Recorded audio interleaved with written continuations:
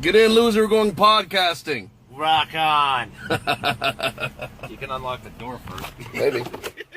Warning. Pregnant women, the elderly, and children under 16 should avoid prolonged exposure to Dirt Diggler. Dirt Diggler may suddenly accelerate to dangerous speeds. Dirt Diggler has high gluten content and is not kosher, halal, or vegan safe. Do not ingest Dirt Diggler, as Dirt Diggler is for external use only. Discontinue listening to Dirt Diggler if any of the following occurs: itching, vertigo, dizziness, discoloration of urine, tingling in extremities, loss of balance or coordination, slurred speech, temporary blindness, profuse sweating, heart palpitations, increased use of profanity. If listening to Dirt Diggler gives you an erection lasting longer than 4 hours, you're welcome. Listening to Dirt Diggler may lead to unplanned pregnancies. If Dirt Diggler begins to smoke, get away immediately. Seek shelter and cover head. Dirt Diggler may stick to certain types of skin. When not in use, Dirt Diggler should be returned to a special container and kept under refrigeration. The ingredients of Dirt Diggler include, but are not limited to, a glowing substance which fell to the earth, presumably from outer space, and bad memories. Do not taunt Dirt Diggler. Dirt Diggler does not come with a lifetime guarantee. Dirt Diggler. Enjoy the show. Extra heat.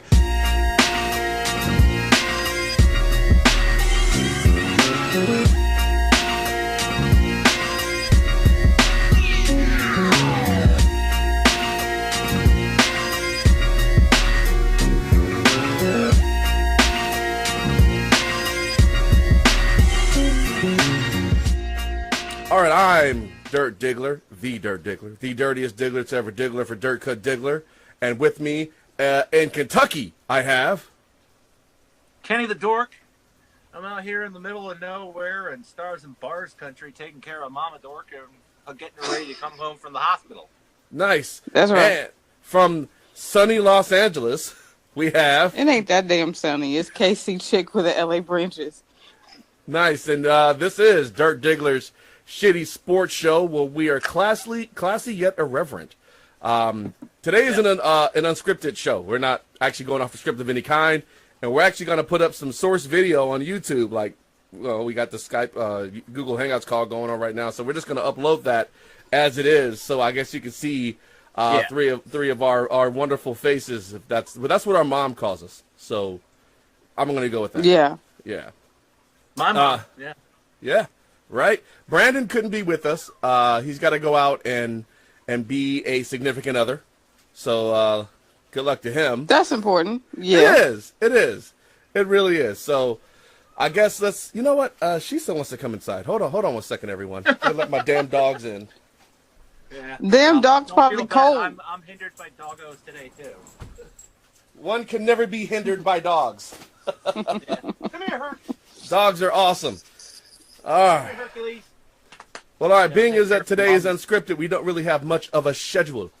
So we're just going to kind of start off and so what we do is we rap for a little bit before we get on and before we start the show, right? Normally the rapping is, we sit down and we do the script during that time, but since it's unscripted, we're just going to kick it off with the last thing that we were just talking about, which is as a possible Tom Brady, Bill Belichick beef brewing. Yeah. Yeah. All right, Kenny, let's get some details from the Patriots fan here on what's going on the Pats sideline with the two biggest stars in Patriots history. Yeah, well, so Bill Belichick revoked Alex Guerrero, Tom Brady's little spiritual guru, medicinal herbal bullshit guy. That's what he is. Revoked his sideline access. He said he couldn't fly with the team anymore. He will not treat any Patriots players besides Tom Brady. From now on. And if you saw the press conference yesterday between Tom Brady and the media for the local Boston media, Tom was a little testy. He was a little short with them at times. Was he salty? Like, how would you know what he said? How would you know anything was said? I don't appreciate your question. Wow. It was a side of Tom Brady you didn't see because you're used to him being a composed and professional individual, and he was just like, fuck you.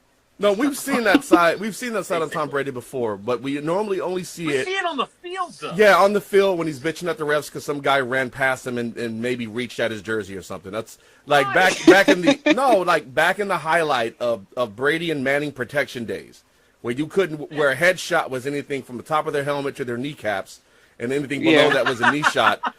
Back in those days, Tom would bitch like there was no other. So to see that manifest itself, trying to get a flag from a ref. Yeah, I mean, for it to manifest in the press conference is not typical, but he's basically this guy, this quack who has been profiting off of Tom Brady. The whole TB12, all the product line is absolute bullshit. It's all pseudoscience based on placebo shit. Like honestly, you can save yourself a shit ton of money from buying TB12 products if you just believe. It just really sounds fake. Like TB12. TB12 just doesn't even sound real. It sounds like some shit that you should not buy at like GNC. I mean, considering it came from a guy who invented a substance called concussion juice. Yeah. Alex Guerrero once peddled a juice that he claimed not only healed you from concussions, but prevented them altogether. This man is a quack. I can see why Belichick did this. Yeah, I mean, Belichick is pretty even killed. The year of Patriot players, and we have a lot of guys on injured reserve this year, and you wonder if maybe some of his pseudoscience has gotten into them and put some of these players at risk. I mean, could be. Like, Tom Brady has been pretty resilient throughout his career. I mean, at this point, he's about 40 years old. He's still playing at a high level. Probably going to win the MVP. I mean, with Wentz being out, yeah, it's more than likely it's probably going to be Brady. You know, I mean, the only other guy challenging is Phillip Rivers, maybe Alex Smith. I mean, but it's not like he's got to do a lot. Like, the pounding he takes, those are all clean shots. You know, he's not getting hit in the leg so much. He's not getting hit in the head, definitely. So, I mean, he's holding up well. His arm is holding up well. So, yeah, he's got some good genetics in that sense. Yeah. But when you have someone like Guerrero, they can capitalize on that by convincing them that it's something other than just their genetic predisposition, which is really what it is. Like, you couldn't also, one thing I heard through Boston sports media. Yeah. In Patriot offices, they're calling Alex Guerrero Yoko. Oh shit! Wow. Well, we live in the land of hyperbole. Everyone's the next Hitler. You know, everyone's the next Stalin. Exactly. Yeah. Everyone's a dictator if they don't do what you like them to do. Yeah, I know. So, I just thought it. That was funny. It's like, you know, because the Boston sports media is always trying to drum up something, trying to create more drama where there isn't. Well, I mean, but that's the media period. That's their job. It really is. But Boston does it better than anybody. The sky is falling narrative. I mean, come on. I mean, have you seen the Philadelphia media? I was about to say, Philly is tough.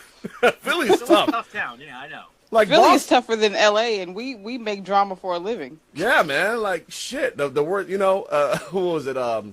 Schmidt, Jimmy Schmidt, was that his name? Yeah. Was like the best part about the worst part about winning in Philadelphia is reading about it the next day. You know, Philly's pitcher, I believe his name was Schmidt. This is back in like the early '80s. But yeah, he said that, and so that's true. Like Stephen A. Smith, Philadelphia journalist. Oh my God, and he certainly has a flair for the dramatics. Yep, and then you got Marcus Hayes, who's a current piece of shit who just makes shit up as he goes. You have the new New Jersey.com, NJ.com story about Deshaun Jackson several years ago that they planted that allowed them to just cut him, to which he went to the Washington Redhawks and burned us over and over again because Chip Kelly wanted guys who were going to block, and he just didn't want to say it publicly. Like, Philadelphia media is grimy as shit. Like, it almost like if we were to actually win a Super Bowl, I'm not sure how they would respond to that. They would look for like, well, we should have scored more points during the Super Bowl. You know, that's fucking Philadelphia media. Right. I mean, it's never going to be good enough. What you're describing is Dan Shaughnessy of the Boston Herald. Or Boston Globe, I'm sorry. Dan Shaughnessy, like, when the Red Sox won the 04 World Series, well, they should have won it by more runs. This was terrible. What a bitch. What an asshole. He just ended an 86er curse. What an asshole. Yeah, Philly's like that. Asshole. Philly's like that, too, man. Yeah. Dan Shaughnessy probably moved there from Philly. He could have, but... I don't know. I hate that curly-haired douchebag. So, Gianni, have you seen the TB12 products that they have out right now? Have you seen these I've not seen them. Okay. No. It just seems wrong. It just seems wrong. There's one in particular that got my attention because it's fucking ridiculous. The pajamas. Pajamas? Yes. Oh, God. Yes, the TB12 rejuvenation pajamas. No shit. Like, if you wear these pajamas, they will help you recover from your workout faster, like Tom Brady. Because we all live in Tom Brady's house and knows exactly. Giselle walk down the catwalk with him and Giselle, you know what? I don't even. Giselle is sitting here counting her money. She's not worried about what Tom is doing. Tom could be marketing literal boxes of shit right? And he'd be able to sell it to a certain segment of people who well, are I no mean, if shit. you go on the website, there are literally, TB12 Crunch. That might be boxes of shit. Could be. Who knows? I'm just saying. Protein bars. This is just as bad as, this is actually worse than Russell Wilson with his what was it, nano bubble water that supposedly cured his fucking concussion he had a couple years back. Oh yeah, speaking of the Seahawks and concussions, you know what? I feel like anybody who would buy these products deserves what they get. Like anybody who would buy this shit deserves if you're dumb enough to buy it. Like, well, okay, so here's now. the deal, though. Here's the deal. That's not how that works, right? So the FDA and all these things exist to keep people from, selling poison, right? Because you could have some bullshit, like what was it? Alex Jones had some fucking muscle powder that had a huge amount of like lead in it or some shit. Like just God, it was fucking poison. Like, so I'm not gonna say that the people who are buying this deserve lead poisoning. To lose your money, okay, a fool and his money soon, part. All right, cool. But fair enough. But yeah, there's some dangerous products out there being peddled by people who don't know shit about what they're talking about, but they've got a staunch following. Yeah, go ahead, Gianni. It's just like there's too much information. As long as there's net neutrality for the time being, which who the fuck knows what's going to happen with that shit. But at any rate, as long as there's net neutrality, you have the ability to look shit up. You have the ability to figure shit out. Okay. It's not like the information is not out there. Logically, yes. The problem is not the information, it's the amount of misinformation, right? So if in my mind I already want to buy this product, I will skip over the 10 websites that say this product will literally fucking kill you, and I will go to the one website that goes, oh, this is the greatest thing fucking ever. And then I'll go, well, see, it says it right here. You can't trust those other websites because they're all liars. That's how. Fair enough. Yeah, that's how the shit works. Like, there's so many competing types of information and sources. You got people who legitimately don't trust the media. You got people who don't trust anything except what lines up with their worldview. That's it. Yep. It's their confirmation bias. They got it. Yep. So I can sit here and I can pick on one political slant or the other when it comes to that. But every group's got them. Every group's got those idiots that are just they're so gung-ho. Yes, but I'm like, I love Serena Williams. I just feel like if Serena was like, "Hey, girl, I got this product that's gonna make you like 10 inches taller," I'd be like, "Girl, you tripping?" You know, like, I'm just not. Yes, you would say that because you're capable of critical thinking and you're naturally a skeptic. However, there would be hundreds of thousands of people who would at least give it a shot. Yeah. I'm just saying that. Serena? Yeah. And unless it starts killing people, she really won't see any repercussions from it because Tom Brady hasn't seen any repercussions from it. Because he's been quacking it up for a while now. Yeah, yes. But the rest of the Patriots won't be. Yeah, well, they're going to have to do it on their off time because Bill's not allowing it, and I support Belichick in that one. You know, I'm all for the Patriots falling apart and the dynasty coming apart at the seams. I'm all for it. However, I want it to happen naturally, not through treachery. You know, that's cheapens any victory when you got a result of treachery. Yeah, speaking of cheap victories, you guys see that game on Sunday? No. So, we talking about the non-catch Pittsburgh game? Yeah. Do we know what the NFL is anymore? You know, so I got into a discussion with D from down south the other day. Hold on. Check this out, right? So I got into a discussion with D from down south. Called him on the phone. We were chit-chatting. He's a diehard Pittsburgh fan, right? Diehard. So we're talking, and he goes back and forth about what, we have the discussion of what constitutes a catch, right? And he made some good points. Well, now, the very next day, a photo comes out of the non-catch where his hand is literally under the fucking ball, between the ball and the turf, right? Yeah. And now D had mentioned that exact thing to me. The nose of the ball hitting the ground. Right, but the ball never hit the ground then, right? So it's like, hold on a minute. If his fingers are between the ball and the ground, the ball could not have hit the ground, therefore that's a catch. So, for the world who are not Patriots fans, what it looks like is the refs botched another call that favored the Patriots at a key moment in a very key game. Like That never happens though. no. I mean, it's not like the play clock never goes off in Foxborough during key moments before a field goal. This shit never Yeah, happens. it never happens. You know, not like your headset stops working. You know, during third downs. That shit never happens. But How you doing over there, Kenny? he's waiting for me to finish so we can pounce. Yeah. He looks like he's steaming a little bit. Well, just a little bit. I'm just saying, like, I'm not a I'm not a Steelers fan. However, I am a fan of good football, right? I'm a fan of good football. And that game was really good. That game was good. However, the ending, it was garbage. That was a fucking catch. At the least, he should have been down at the one because his knee was down. But the refs totally fucked it all up. They called it right the first time. When they went back for review, they fucked it up. And I mean, the thing is, you know, what's even worse is the fake spike and then the interception in the end zone. I mean, come on, you got to have at least 2 plays ready for that. Well, They here's had the Patriots on their heels. Well, I mean, here's the thing. They called a timeout when there shouldn't have been one, because apparently within 2 minutes only the sideline can call for time.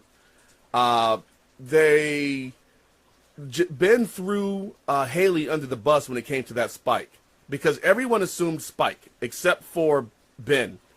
So Ben apparently said he was going to clock it, and then the sideline said run a play, and then it was a big miscommunication. Ben's a fucking vet. Ben should have spiked. Yeah.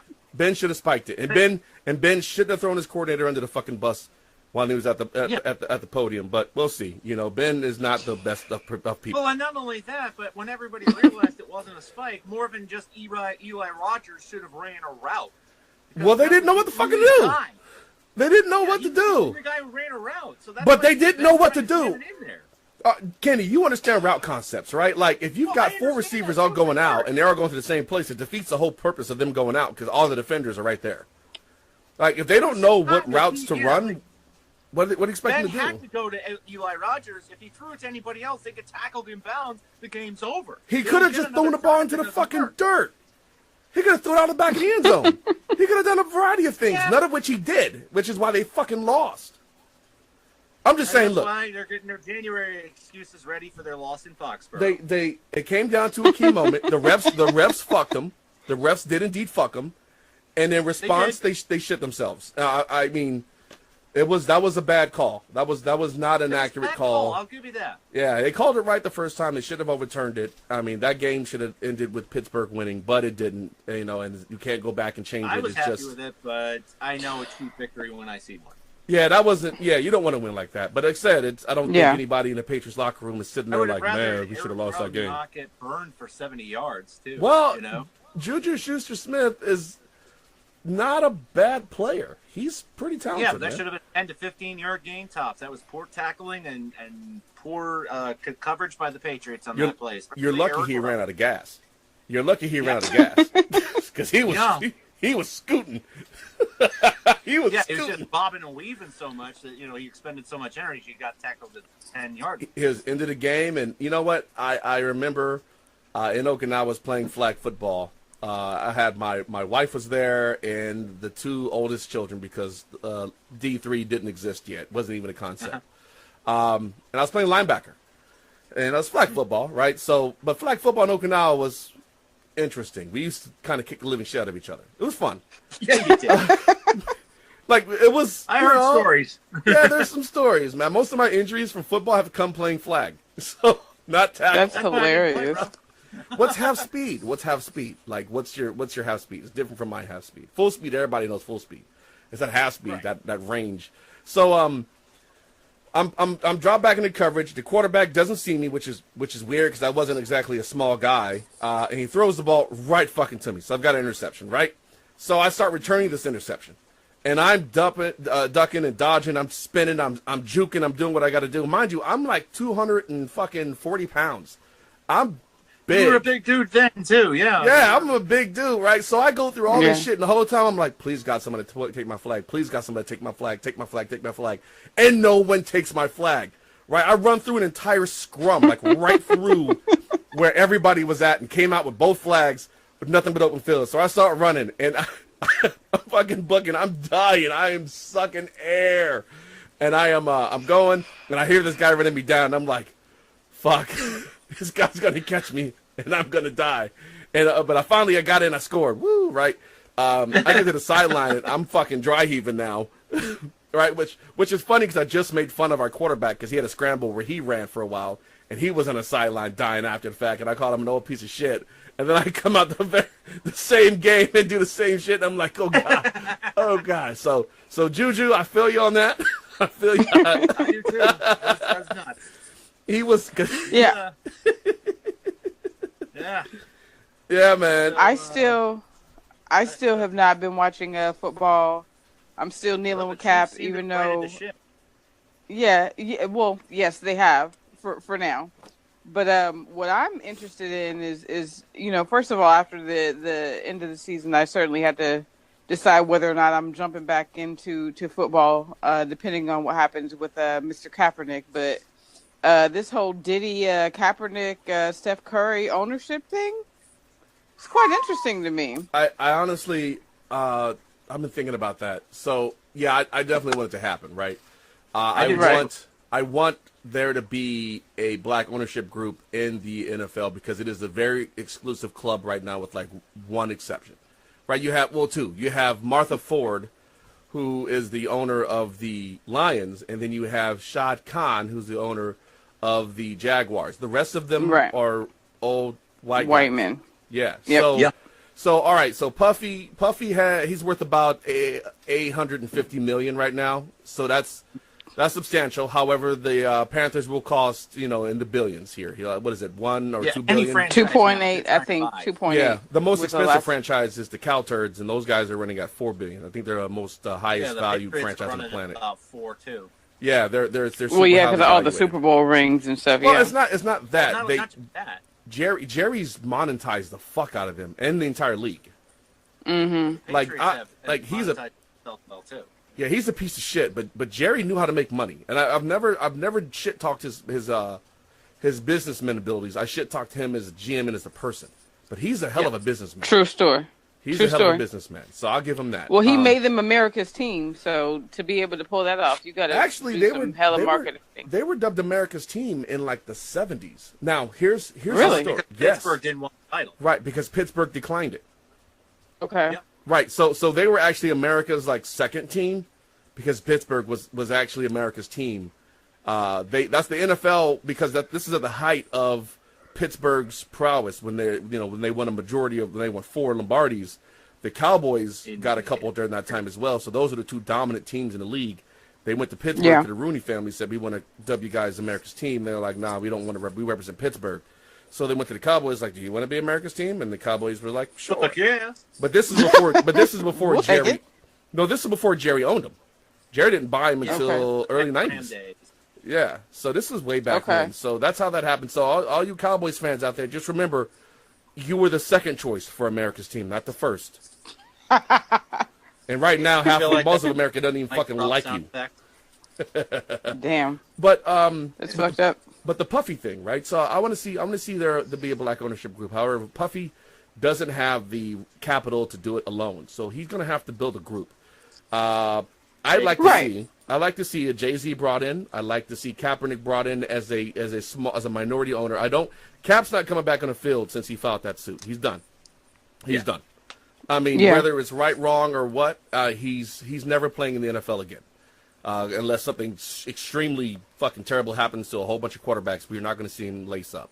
I mean, even the Eagles were like, we're not. The Eagles might get a chance in Vince McMahon's new XFL. Doubtful.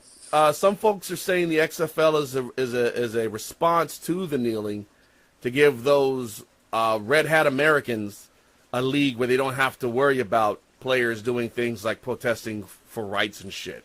So that's my understanding. So if the XFL pursues that, I will guarantee you that I will not be following that league. It will die a second time. Neither will I.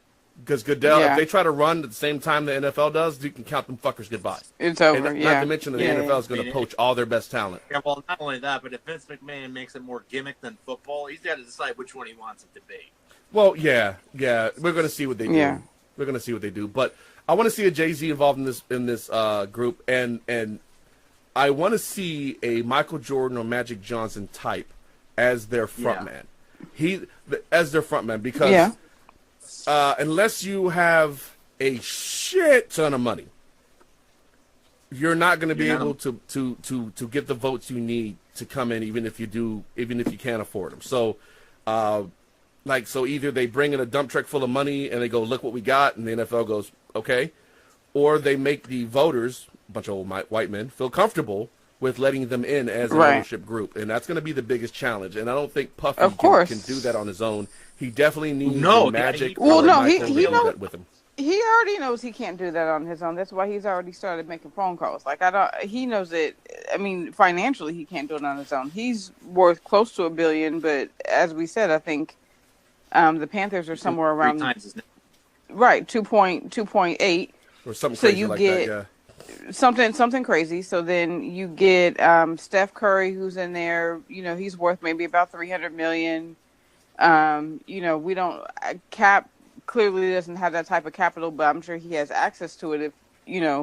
And between the three of them, I am sure that they can get some people with some serious cash to put it together. But I don't even think that's the hurdle. I think that the biggest hurdle is, as you said, do all these old white people want some black dudes being involved in this group. And group. Yeah. Yeah. Well, that's the biggest hurdle. Remember when Tiger Woods won his first Masters? Oh. Mm-hmm. All right. You remember the quote? I remember his name was Ziggy something. No, Fuzzy Zoeller. Fuzzy Zoeller. Thank you. Fuzzy Zoeller, yeah. Yes. Yeah. And this guy was like, well, I guess we're having fried chicken and watermelon next year, or he said something to that effect. Yep. So that's what we're dealing with. Tiger Woods is not the blackest motherfucker I know. Trust me. He is not even not close. the blackest guy. He doesn't even measure on the Richter scale. Not even fucking close. He gets hated on like a black guy to a point. I mean, but he doesn't. He's not what you would normally consider to be. He very much embraces his mixed heritage. He doesn't, like, if you were to, he's not what you would consider, I guess, what the grand culture would consider your average black guy, right? He doesn't come from that. His father was a soldier. His mom is Thai. He grew up middle class. He's not your. He doesn't even really claim to be black. No, really. He doesn't. But at the same time, it's like he's still black. He's black enough for them to make the statement. He wasn't officially black until he was drafted in the Chappelle Show racial draft. Goodbye, fried rice. Hello, fried chicken. Oh my God. Come through, Kenny, man. That is classic. Fucking Kenny, yeah. No, but this is the kind of people that this ownership group's going to be dealing with. So they got to put someone up front that's going to make those people comfortable. Bottom line. So Rush Limbaugh went to buy the Rams years ago and was denied. He didn't get the votes. And then Shad Khan is able to pull off buying the Jaguars. And, of course, there was a lot of people who were like, well, that's bullshit. It's fucking racism and blah, blah, blah, blah, blah. And then some folks came out and were like, it's because he's a conservative and he has a talk show and he fucking, like, no, he didn't have enough fucking money. Rush Limbaugh by himself did not have enough liquid capital, which for those of you listening who have no idea what the fuck liquid capital is, that's actual cash. Cash. He did not have enough actual cash, not assets, but cash, to purchase the Rams, which is where Sam Kroenke comes in because he owns the team now. Shad Khan, on top of it, I mean, did the owners really want a piece of shit like Rush Limbaugh involved? Shad Khan is a huge piece of shit. Shad Khan's a huge piece of shit. They don't give a fuck, right? Jerry Jones is there. Richardson is there. They have so many pieces of shit. We can name. We'd be saving time if we named who wasn't a piece of shit. Honestly. Yeah, but I mean, Rush Limbaugh is a vocal piece of shit. They're all vocal. I mean, here's the deal. It doesn't matter what sport you're talking about, too, with these owners, too. I mean, have you heard about what happened with the Marlins and their fire sale of all the players that they had? Yeah. To get their payroll down. And then they got called out on it. And, point blank, it was Dan Levitard from ESPN put the commissioner of Major League Baseball on the spot and said, this was about the money, wasn't it? Look, you don't know how hard it is to make money in South Florida. No, you don't give a shit about the fans. It's all about the money. And that's the way it is across the board in every sport. Kenny's right. So Rush's politics and outspokenness wasn't the case. It honestly was. He did not have enough liquid Just capital. not enough liquid capital. So, All so right, the risk is that you purchase a team, and some of your other holdings collapse, right? Now you're a financial liability because the franchise itself could go into debt, which has happened before. There have been owners in the past who have gone into debt. The previous owners of the Dodgers. The Patriots, didn't that owner go into debt as well? One of the Patriots owners? Victor Cayenne, yep. Right, so they don't want that He's case because line. it devalues the rest of the league when that shit happens. So right, but here's the other thing too. It may not have mattered for Rush Limbaugh being outspoken, but it's gonna matter with some black dudes. Well, yeah, it could. It definitely could. Like I said, you need that Michael Jordan. You need that guy who's been in the boardrooms a lot with that type of people. Knows how to work the room. Right. A record exec is one thing. Right. A venue owner is one thing. When but going in with these old money. I mean, these are the American old money. Yeah. People. You're talking about oil men, a lot of oil folks. Right. Do we have any tech? We have like what one tech team. Paul Allen of the Seahawks. Right, he's the only techie in there, the only Silicon Valley guy who's somewhat progressive. But the rest of these guys are super old money, so they're not going to see eye to eye oil with and shit. Yeah, they're not going to see eye to eye with Puffy's ideals when it comes to that kind of stuff. At least what we assume to be Puffy's ideals. Yeah, so I think it's interesting. I want it to happen. I think having a black ownership group is important in the grand scheme of things for America as a whole. It needs to happen. But like we said, we'll see, because right now the table is being attended to by basically one group of people who have one set of thoughts, and the league is suffering as a result. So yeah. So let's talk about what sets all this up real quick, though. Richardson, and I just found out today exactly what it was. The Panthers have been settling quietly, privately, sexual harassment and racial discrimination cases. I knew he was a sexist, racist asshole. Yeah. But they weren't telling the NFL about any of this. They were just settling, which explains. Of course not. Well, it explains why he popped smoke so quick. Because I'm like, this is quick. He didn't put up a fight at all. He just I'm selling a team. I mean, you're picking a playoff push. Why would you announce that? Because their investigation is on, and it's the chance that he's in a Richard Sterling, Donald Sterling type situation. Yeah, Donald Sterling. Yeah. He doesn't want to be the next Sterling. Yep. Not that I looked at Richardson. Right. Well, he's completely that way either. But I mean, it's like, as you said, like pretty much all of the owners can pretty much be accused of all that shit.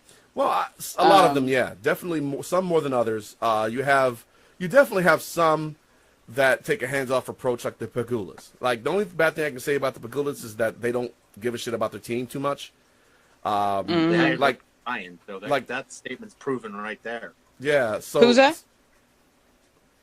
They hired Rex Ryan.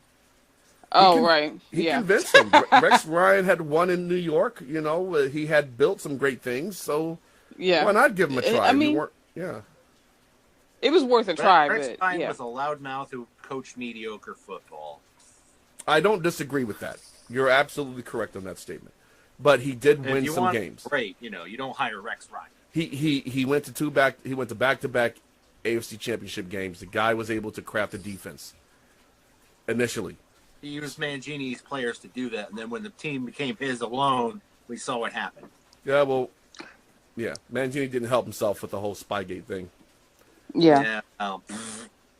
Just saying. I know. So at this point, he's a snitch because he was involved in all that shit. He's a snitch. That's a snitch. He was doing it too. Well, that's why he's a snitch, because he was on the Patriots when they were doing that. Yeah. Either way, Gianni, you had something? I mean, I wonder, like, now, like, even with just the whole overall health of the league. I mean, like, right now, we can pretty much, put the Patriots in the Super Bowl. I don't see anything standing in their way. I wouldn't guarantee it. I mean... Yeah. I'm Jaguars. not saying Jacksonville's going to be nasty. Yeah, Jags. Well, we can pencil them in for sure, right? Yeah, they're going. They're division champs. Yeah, we can pencil them in. So it's just like maybe.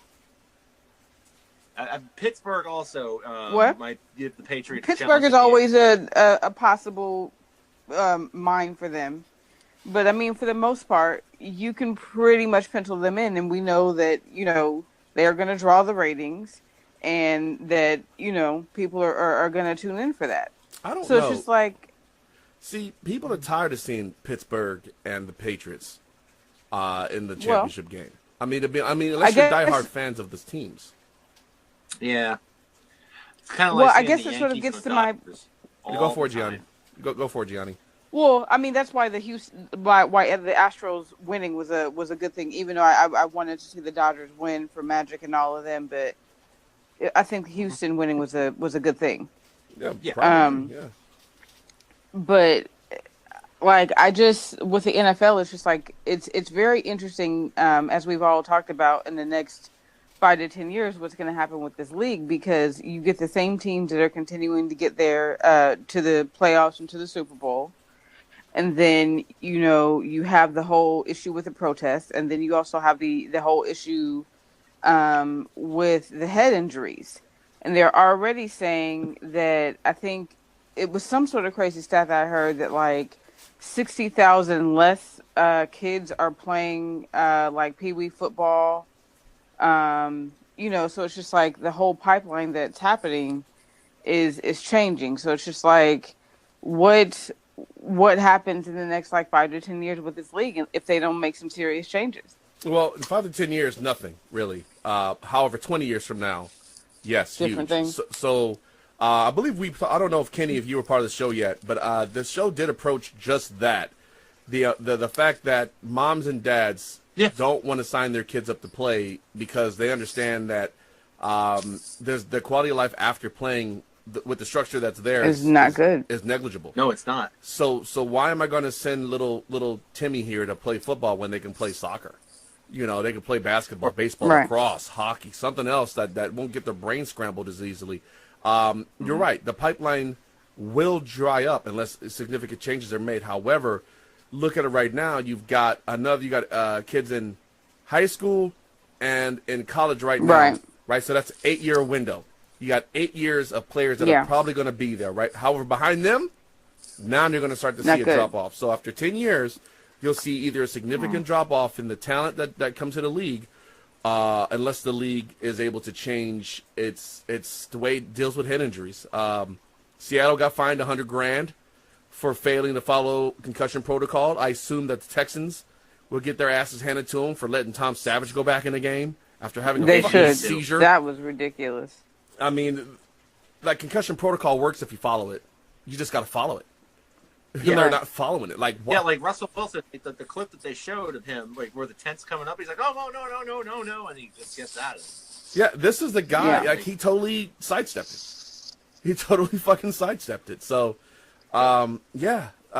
it's what it is. It's what it is. We shall see. The league needs to make some changes. Oh, speaking of the league, hold on. So apparently, if you are the president of a team and your ticket sales aren't doing well, your get-out-of-jail-free card is just to blame the protests. Like the Ravens did. Right. Yeah. Fuck the Ratbirds. Actually, let me get that guy's name up here because he's a piece of shit for saying that. Because I don't think it's true. The Ravens aren't necessarily fielding an exciting product right now. They're really not. At all. Boring. Yeah, it's Joe Flacco's about as exciting as, I don't know. I don't actually have Elmer's glue. Yeah. Yeah. Elmer's glue. Yeah. Hold on. Let's Somewhere see. in that neighborhood. Yeah. Yeah. Well, and then so John Schnatter blamed the protest too, and that quite didn't work out for him either. He got fucking fired. He resigned as Papa John's CEO, didn't he? Yeah, he did. He put the president, who started as a, he started at like super low level. It's like a driver or some shit. And he started up, and he ended up buying his own franchise. So this guy literally worked his way up the chain. So I think, hopefully he still remembers what it was like to drive pizzas around and shit when he takes over the company. Because I haven't bought a Papa John's pie since then. Dick Cass.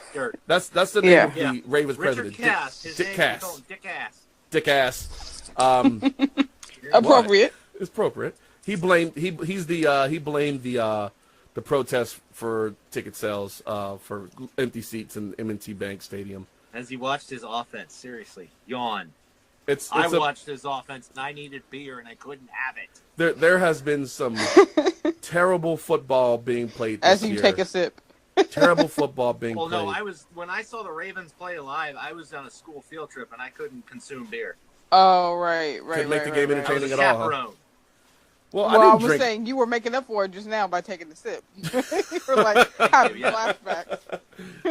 And look, That offense will drive you to drink. when they had Steve Smith last year, they were actually pretty exciting. Like I went to that game, like I said, I went to that one game last year where they played the Eagles. I didn't drink because I was driving.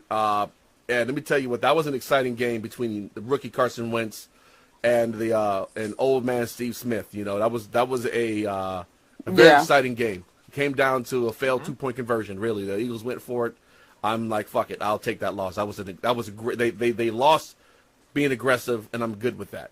But it wasn't a bad experience. But I can understand how now, with the Ravens' offense being as blanded as it is, with all the injuries, the lack of Steve Smith Sr., and Joe Flacco being Joe Flacco, I can understand why maybe folks aren't excited to see that. You know, it's. And you don't have Ed Reed or Ray Lewis running in interceptions or anything like that. So there's no The excitement. Ravens defense is pretty fun to watch. I'll give them that. T-Sizzle, C.J. Mosley, they got everything going. The old T-Sizzle. I'm still mad that he called himself T-Sizzle. I'm still kind of mad about that, but, whatever. Tell us how you What the hell feel. was that? I mean, do you give yourself a Speaking of the nickname? Ravens. All right. What's the policy on Well, nicknames? you can. No, here's the thing, right? I'm under the impression that nicknames are given, right? Nicknames are given. You especially, at that in that kind of arena, football, military, police, whatever, that your nickname is normally tied to something that happened. Well, Kobe gave himself Black Mamba and Vino. None of the other nicknames really stuck. Vino? And Wait, he called himself Vino? yeah, he called himself Vino for a brief time. That didn't really stick I because wasn't it was aware like of that. the whole thing was like he was getting better with age. Yeah, that's Yeah, lame. he was getting better with age. That's lame. I never called him the Mamba either. I called him Yeah, Kobe. Because Speaking of Kobe, Well, hold on. Let's stick in the nickname thing for a second. Ironhead Hayward. I'm not sure he gave himself the name Ironhead. Okay. Shit. White Shoes. I'm not sure he gave himself the name White Shoes. Like, he got the nickname for wearing white shoes. Night Train. Night Train. I mean, there's like, to me, in order for a nickname to really stick, it's got to be given to you. You can't. who gave Allen Iverson the answer? I don't know. Did he do that for himself? I don't think so. I don't think he cared that much. I know Shaq gave Paul Pierce the truth. That's somebody else giving fit. him the nickname, the truth. That Paul Pierce Yeah. was the fucking truth. And then he was. And who gave And, P&G the big ticket? Yeah. Who did? Who Kevin gave Garnett. the big ticket? Kevin Garnett. Who gave him that though? Yeah. Who gave him the name? Who gave Kevin Garnett the name Big Ticket? Well, Yep. I mean that worked, and then something was Flash. Dwayne Wade, like Flash never really stuck. Like Shaq tried to call him Flash, which it made sense until his knees started acting up. But Fucking Flash. I think it was like a Flash Gordon thing. That's lame. But, because his knees will blow up in a flash if he tries to replicate those things. Hey, we're not talking about Derrick Rose here. Well- We're talking about. Oh, talking right. about Dwayne Wade. Wrong Cavalier. My bad. Yes. And we know Shaq changed his nickname every other week. Shaq had a bajillion nicknames. Big Aristotle. What? Yeah. But yeah, I mean, Shaq Diesel. Nicknames Yeah. in Boston. Ugh. Yeah. Like, speaking of giving out nicknames, the worst one I ever heard was Julian Edelman tried to nickname Dion Lewis. He called him Little Dirty. And I'm like, no. Nah. Big I mean, Papi. he's Who named David elusive as Ortiz a Big greased-up Papi? shaped cat, but let's not get too carried away. Who named David Ortiz Big Papi? Because that's the I national don't know. Manny nickname. Ramirez. That's a good one though. Manny Ramirez That did, was Manny right? Ramirez. So someone Yeah. like that, like so, yeah, shit. Like best nickname, the best nicknames come from somewhere else, right? You can try to give yourself a nickname, but that's just you fucking stroking your ego. Like when you do some shit or something exceptional, either good or bad, and you get a nickname for it. Like Dirty didn't come. I didn't like. I'm fucking Dirty. Dirty has a story behind it, which is exactly how it's supposed to be. I'm sure. Yeah. 1985 Nissan 300ZX. The paint was oxidized. There was a leak along the seam of the passenger side window, and I was in 29 Palms at the time, commuting back and forth between 29 Palms and Camp Pendleton because my family was on Pendleton, and I would never bring them to 29 Palms because it's a fucking desolate wasteland. I couldn't wash the car because if I did wash the car, the water would run down the seam of the passenger side window into the ECU, which means I couldn't start it until it dried out, right? Also, if I washed the car and I went to dry the car, it would eat whatever chamois I was drying the car with. So the car stayed dirty. The car became the Dirty Z. The car became the Dirty Z, and then by proxy, I become dirty. So that's where dirty. the name comes from. So from then, it's been almost 15 years. I've been dirty. I've been some form of dirt. Right. Oh, dirty.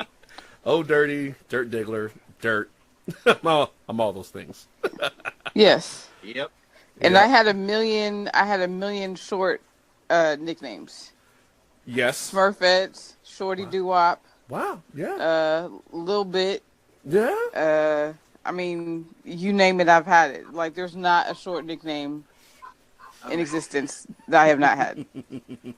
What the hell is it? But yeah. So yeah. Now we were getting ready to segue into. There's Doggo's needing attention over there at the Dork's place, Mama Dork's Right. abode. So Gianni, you were bringing up something before we went back to the nicknames thing. What was that? That would be Kobe Bryant's jersey retirement. Yeah. Yeah. So you was look at his. Really freaking amazing. I mean, I've never seen a player get 2 jerseys retired, right? But you look at his body of work in each jersey, and each one of those is a Hall Would of be Fame a Hall career. of Fame. Yeah. I'm like, holy shit, this guy's Yeah. career is insane. We lose Yeah. sight of exactly how fucking insane Kobe Bryant's career was as a Laker. He's one of the few. Yeah.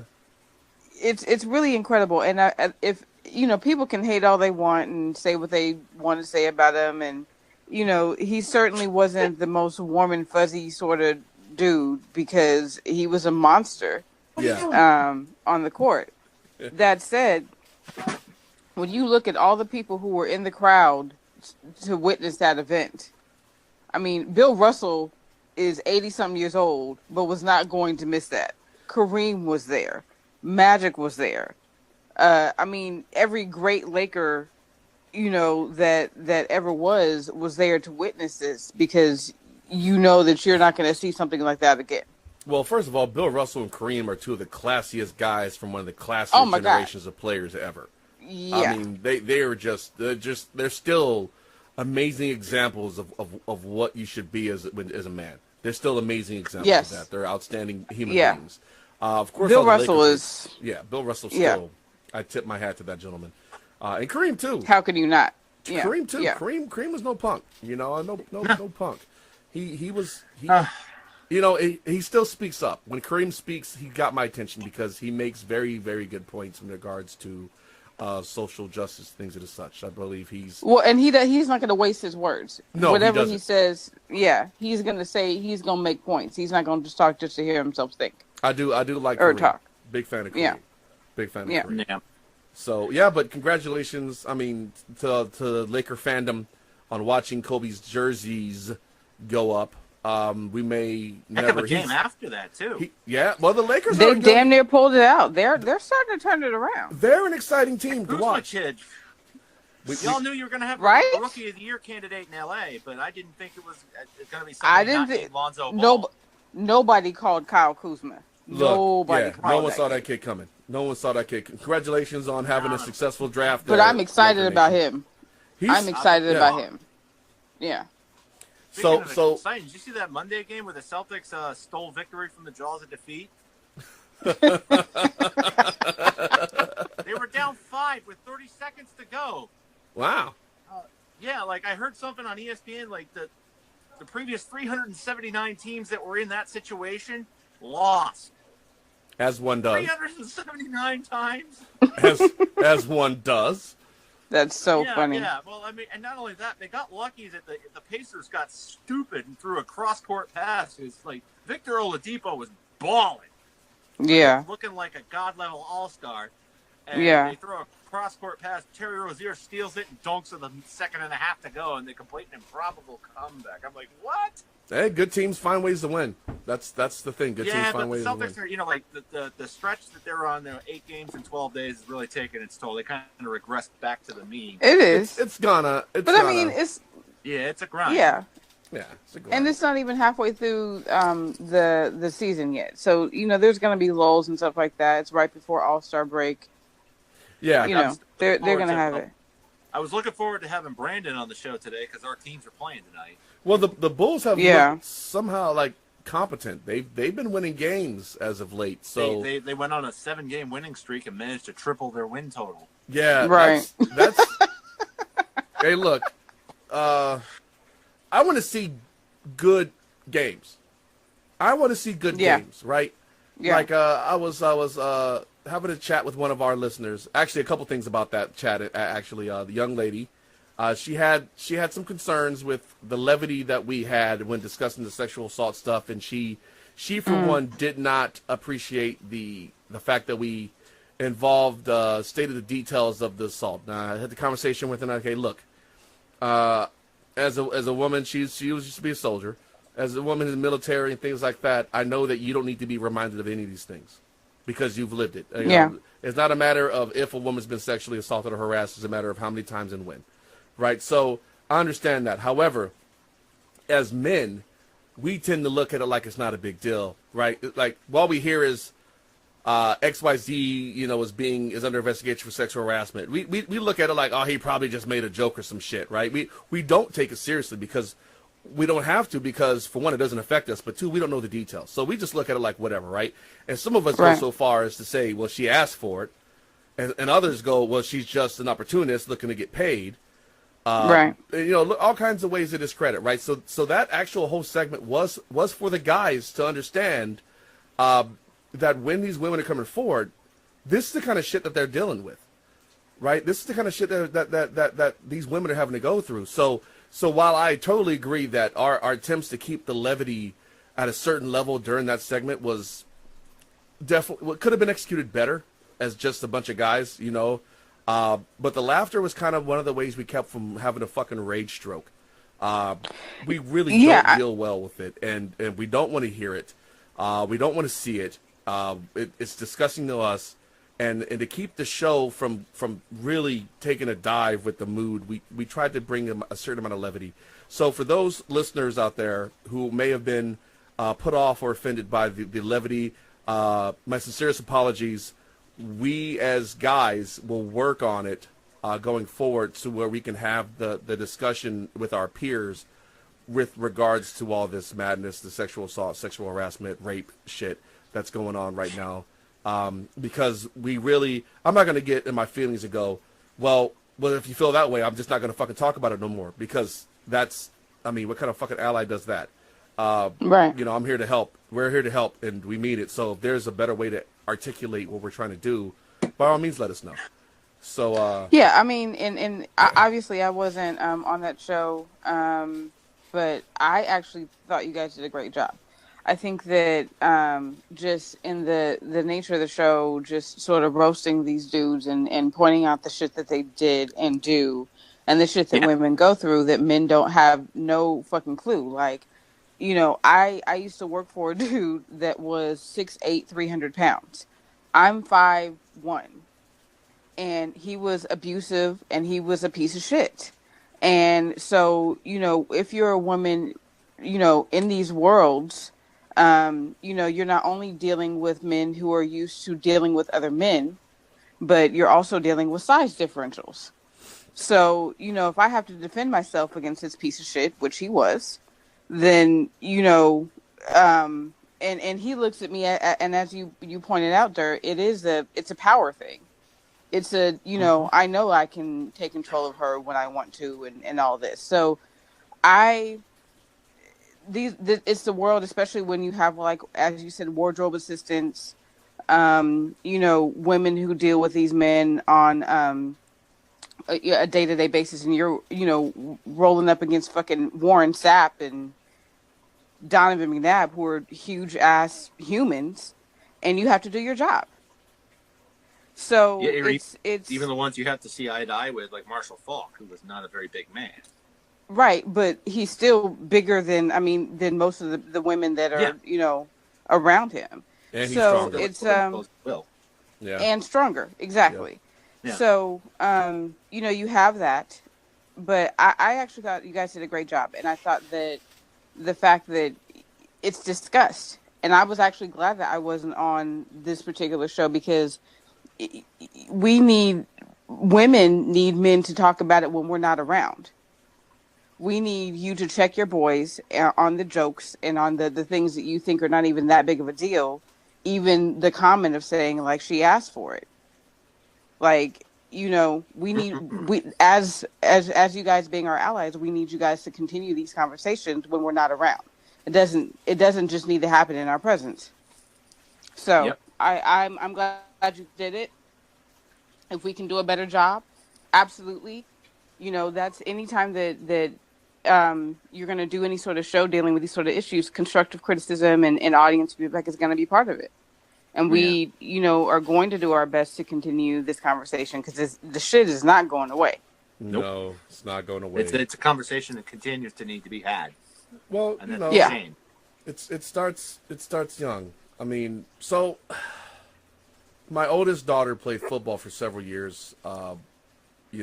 Pre-adolescence, right? When basically until you hit puberty, everyone's the same. Boys and girls have the same abilities physically. It's not until you hit puberty that girls grow into women and boys grow into men, and that's where the differences physically start.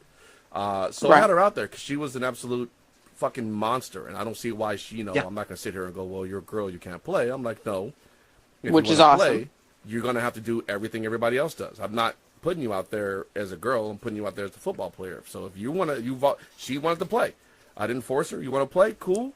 You're going to have to do everything that everyone else does, just how they do it, no exceptions. Push-ups, you're doing push-ups. Sprints, you're doing sprints. You're doing the Oklahomas. You're doing the tackling drills just like everybody else. You got to.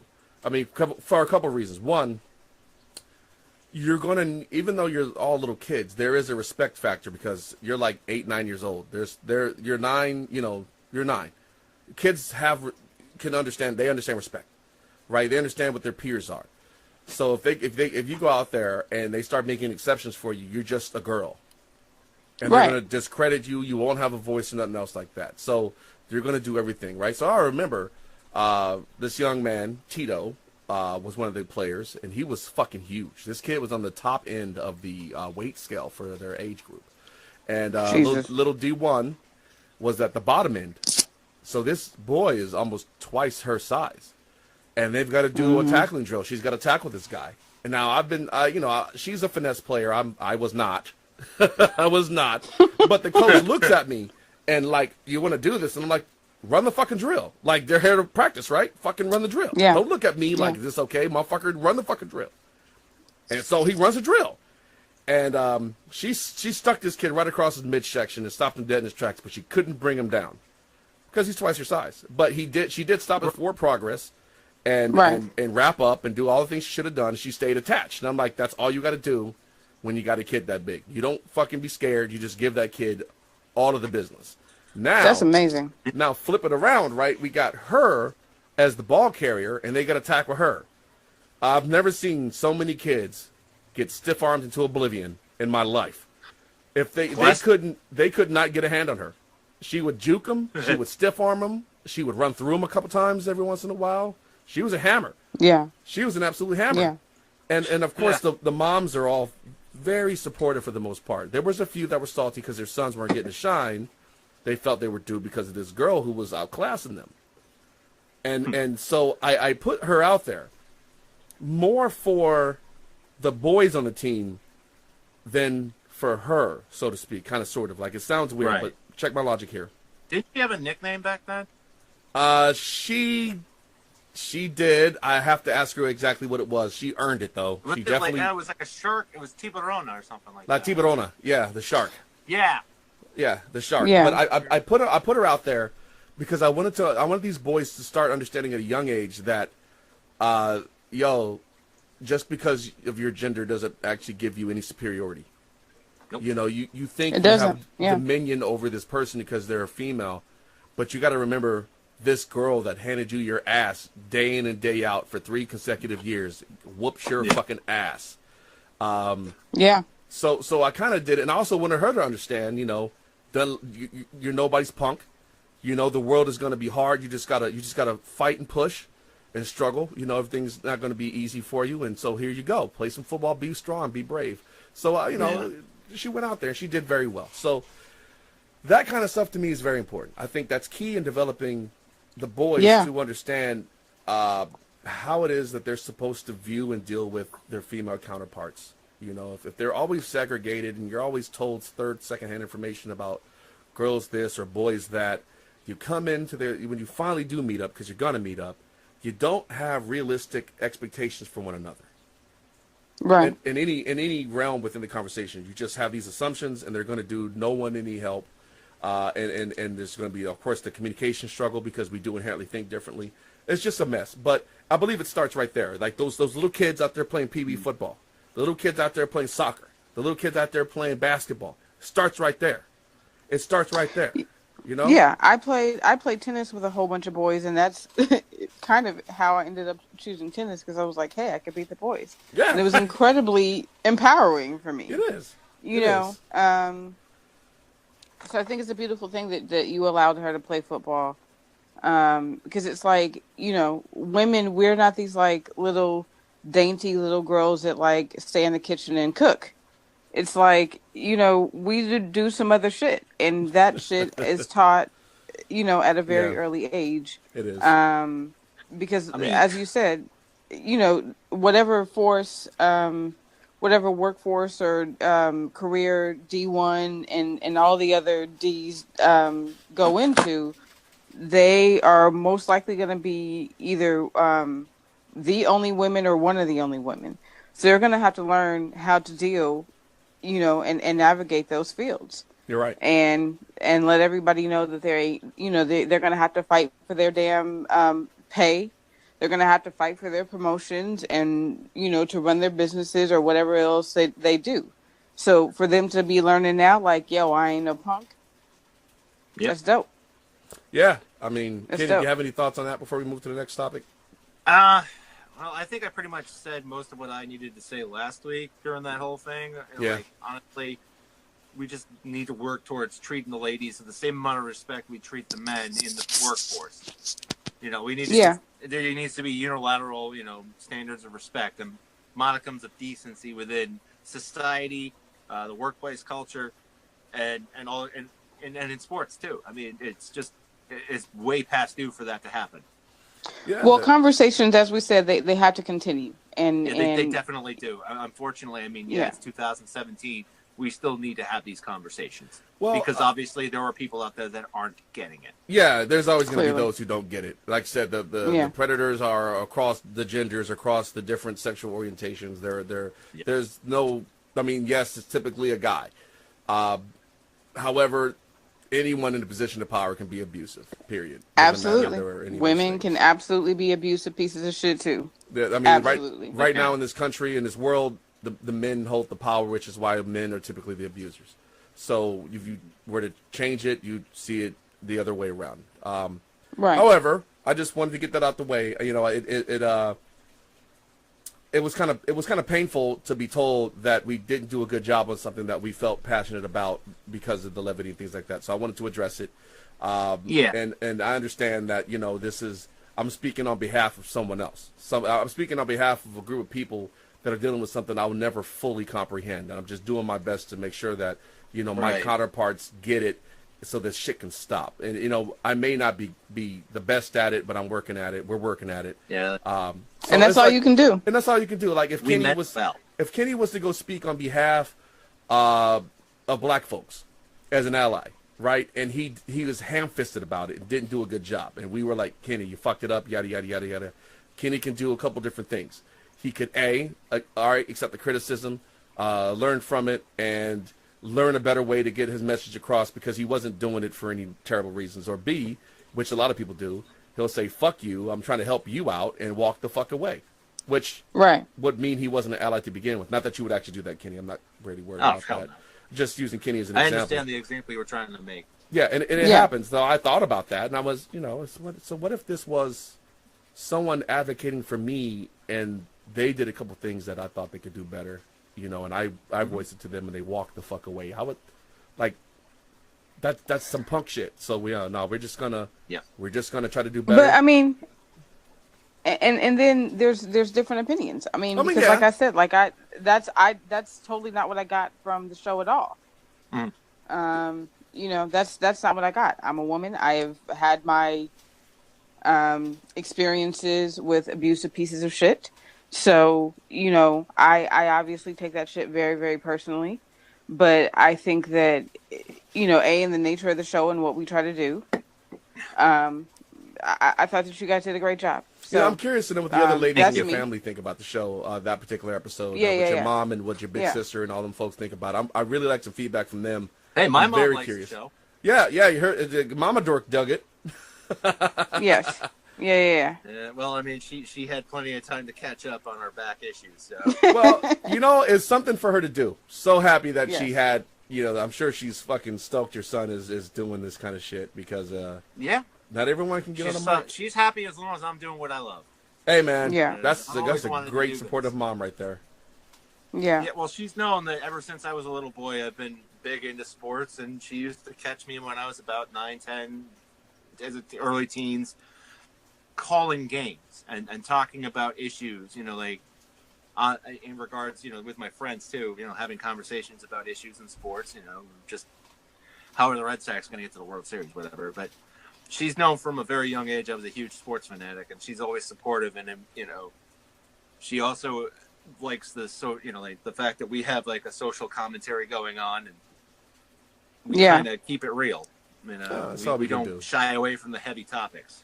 All right. Well, because we understand that you can't separate the two. No, it's despite impossible now. How some people try to do. Yeah. All right. So let's be funny. Let's be funny, everyone. Kenny, I'm not drinking right now. I'm not. I'm sorry. I gotta watch my diet, so I am not consuming an alcoholic beverage right now. However, you are. So, tell me about your shitty beer, because your beer from here looks pretty shitty, Kitty. And I think my it's a shitty beer. My beer from here is a Foster's oil can. So Foster's Australian for beer. Unless you go to Australia and you mention that, and they tell you to go fuck off. Australian person, this is Australian for beer, they'll punch you in the face. They will kick you in the ding ding. Ding-ding. They will kick you in the ding ding. Yeah. They will hit you with a diggery-doo. And a diggery-doo. And a dingo. All right, mate. Let's have a sip of this here, Foster's. That's a great accent there, Kenny. Yeah, it's pretty good. Yeah. Tastes like, that friend you have. This will be more of a reference for Dirt to get. All right. When you come out of the 3-day war from CAX, combined arms exercises. Mojave Viper now. They call that Mojave Viper now. Oh, well, whatever. I'm just saying. I'm not up on the terminology. I've been out for over a decade. Good for you. But, yay. Right. But, it tastes like, like that one friend who hasn't showered in 3 days because he's been out in the rough. Oh, yeah. So I'm going to have to ask you a question. It's a little savage. I'm going to have to ask you a question. It's kind of personal, but what are you doing tasting your friends fresh out of the field? Ooh. Oh, come on. You used the reference you used. Come on. You fucking walked into that. I mean, that door was kind of wide open. It was wide open, man. I mean, it was there. I get what you're saying, though. It's the degree to which you had a back taste. It's musky. It sticks to you. I get it. Yeah. maybe my allegory wasn't quite up to par. Well, I could take He was almost focused on anything. the accent. He was Yeah. focused on the accent. It was a good accent. It was a great That accent. I know. My Yes. Australian accent was on point. Oh, wow. Yeah, I could never do an Australian accent no matter how much shitty Bundaberg I drank. Oh, I'm sure that Australians are sitting there like, no, it's not. But Yeah, whatever. Bundaberg. It's terrible. All right, so I don't have a shitty beer. I don't have any beverage right now. Just chilling. Shame. You know I don't what? either. It's kind of early out here in Cali. Like I said, I gotta watch my calorie intake and a couple other things. Okay. So like I said, I gotta be a bit health conscious. For today's unscripted show, I'm not gonna have a beer. However, next week the next show we have, I'll definitely probably We most did likely have a beer. uneducated picks. No, well, in games I give a shit about. Yes. So let me right. just I can see the Packers are gonna lose to the Vikings terribly. The Ratbirds should win the game they're playing today. They're playing the Colts. However, I do want the Colts to win. Boy, are the Browns rooting for the Colts today. You know, so someone said, hey, I think it's great that you guys root for the Browns sometimes. And it's like, you know what? I actually want the Browns to get their shit together so that I can watch them. Instead of 16 games being wasted on the Browns, we can just get 16, good football games out of them. That would be great. Right? Having teams that are totally That's some dysfunctional other doesn't team benefit shitty for a anyone. change. Yeah, like let's see them win some games. Let's see them compete for a playoff spot. Let's see them Well, compete no, for and the AFC the only North. reason I say that the Browns are rooting for the Colts today is if the Colts finish 5-11, then that means they win out. They also beat the Texans next week. If the Texans lose out, they're 4-12. Their pick could go.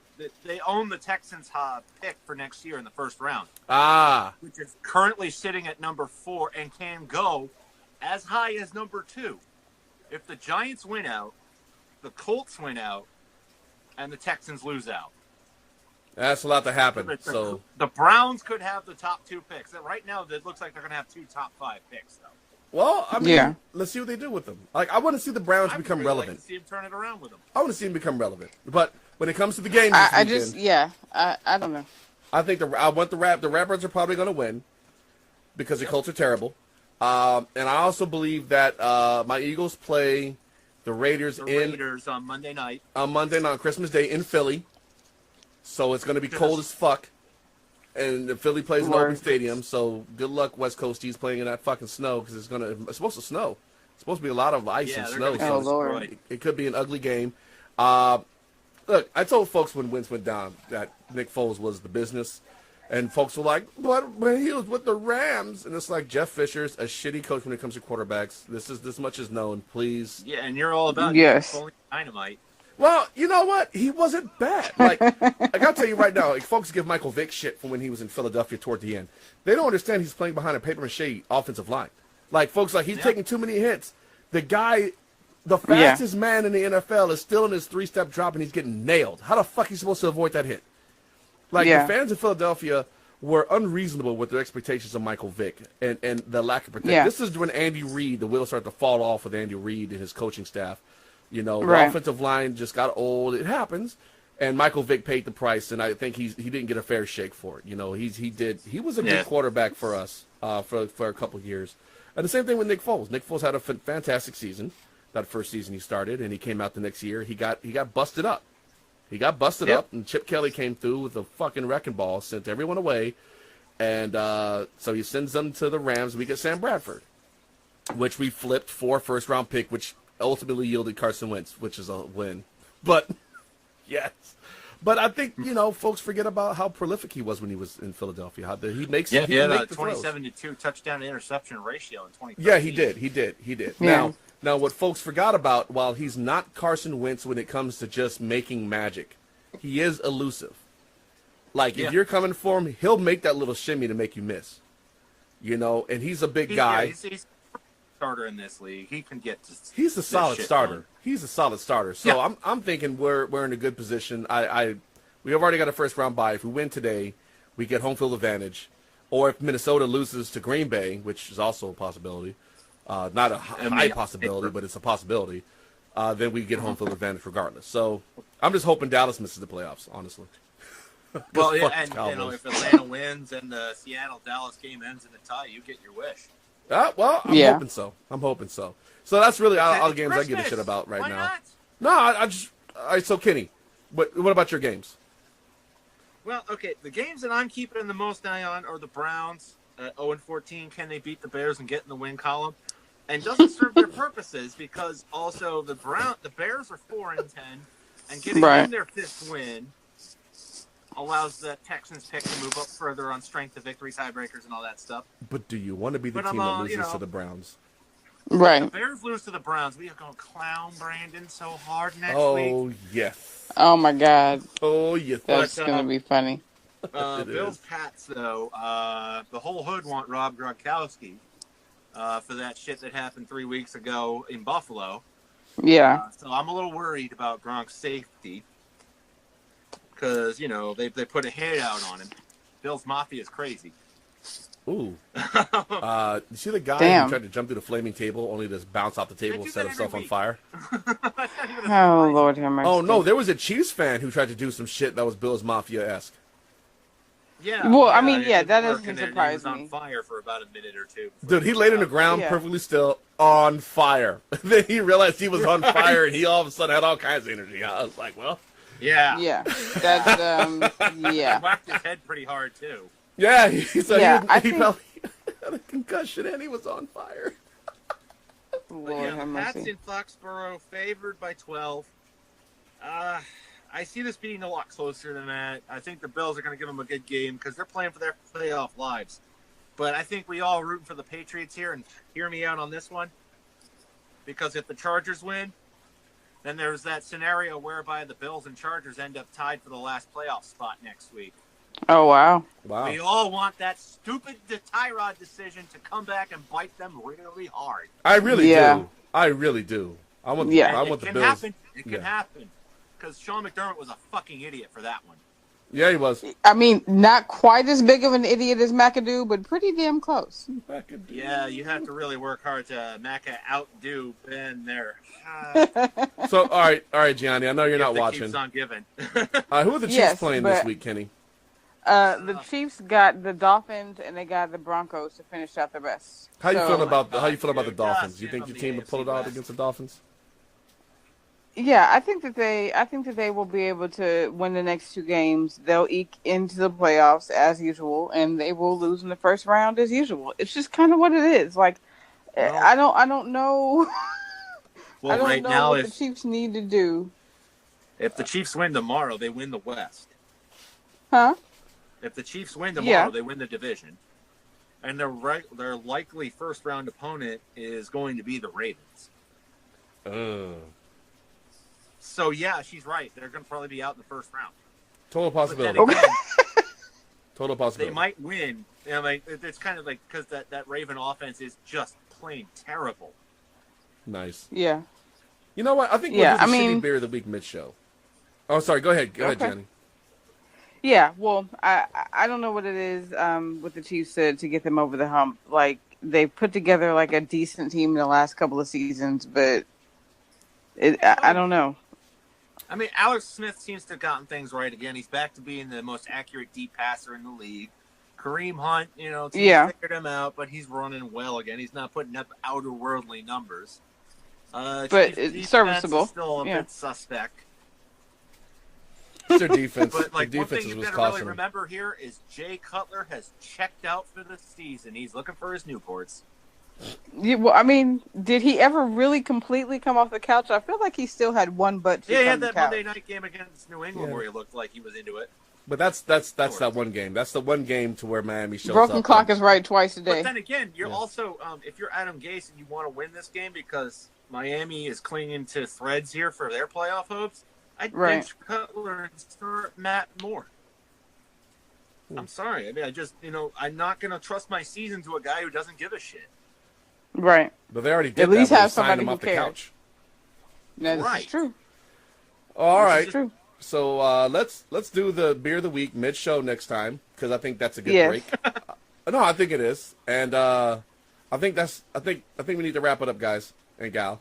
Yeah. I Yeah. got one more thing though. Did y'all see the Isaiah Magic interview on NBA Oh TV? my God! Yes, I did. I did not because I'm That's- not really watching a lot of TV right now. Oh They- my They God, settled that beef and then they hugged it out. Oh, that's it was sweet. really special. That's sweet. It was really special. That's sweet. Yeah. Okay, Hallmark movie moment type stuff. Cool. That It was special for everyone. It was. Yeah, I mean Hit they the needed to deals. settle it. They needed to settle it. I feel like all is right in the sports and basketball world now. And yeah, I mean they apologized. They were, some young kids that said and did some stupid shit, and they're grown men now, and they settled it. It was a really beautiful thing.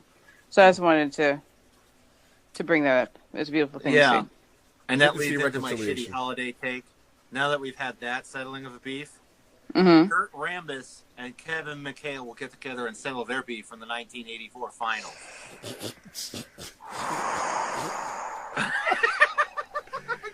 Ooh, and I while don't we're know at about it, that. and while we're That's at my it, Christmas Scottie gift to you, Pippen, Gianni. Scottie Pippen will fucking do a buddy cop movie with Dennis Rodman. Since we're at it, There you go. There you Didn't they go. already do that? Well, how about No. this? Since we've been talking about all the diss tracks, so I think that Puffy is going to end up doing like a new label for all the diss records that are going to be in the NFL. So like bad The- owner, the- bad owner records. bad boy disses.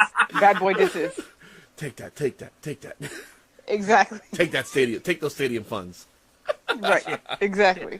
Get So that John tax Shack. count. Yeah. John Shack. What's the Papa John? Schnatter. Yeah.